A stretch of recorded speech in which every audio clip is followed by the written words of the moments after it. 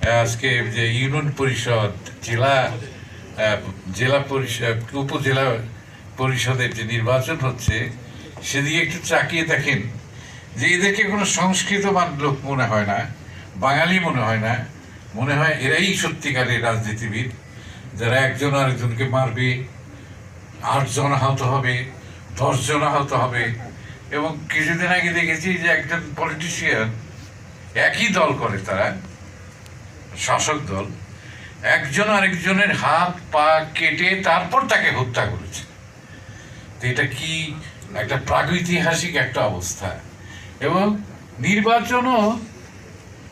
নির্বাচনগুলো মানে কোন রকম সভ্যতা, ভদ্রতা, এটা আমাদের দেশে শুধু নয়, আমরা পশ্চিম বাংলার নির্বাচন দেখেছি, এবার আবারও হবে। নির্বাচনে মনে হয়েছে এটা কি বাংলা নাকি উত্তরপ্রদেশ না বিহার, এরকম মনে হয়েছে।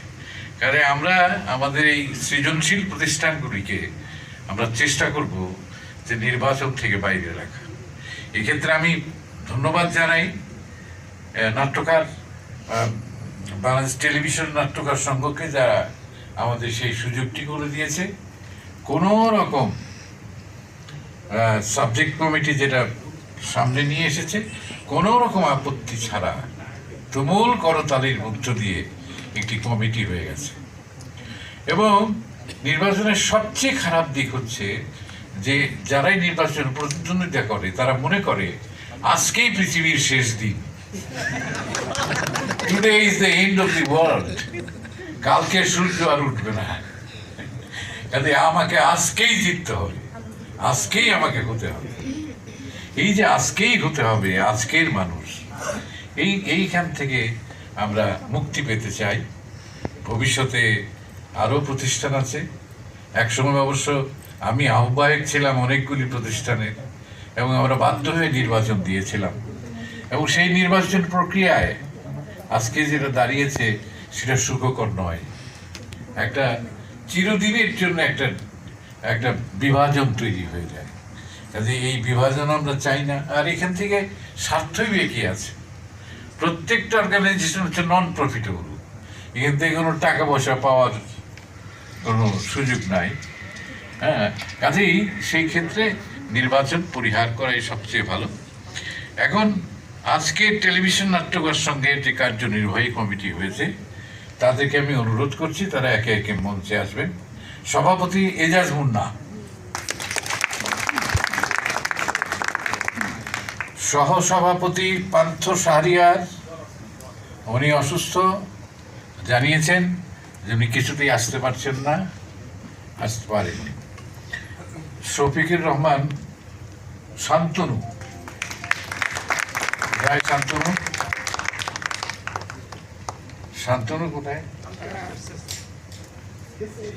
আসো আসো আসো। মোস্তফা মনন, আসো। সাধারণ সম্পাদক জাকির হোসেন উজ্জ্বল, টুকু মজনিউল, সাজিন আহমেদ বাবু, টুকু আচ্ছা আচ্ছা, হ্যাঁ আচ্ছা। সাংগঠনিক সম্পাদক রাজীব মণি দাস, কোথায় রাজীব মণি? অর্থ সম্পাদক মনসুর রহমান চঞ্চল,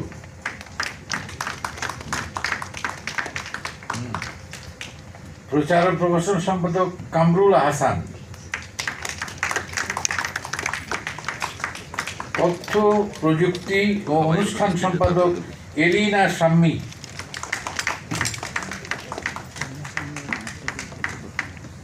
নাট্যকার এবং সুন্দরীও বটে, হ্যাঁ অভিনেত্রী, হ্যাঁ।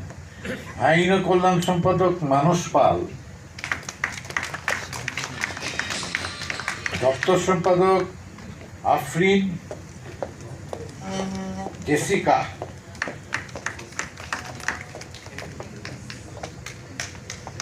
গবেষণা ও প্রশিক্ষণ সম্পাদক জুয়েল কবির,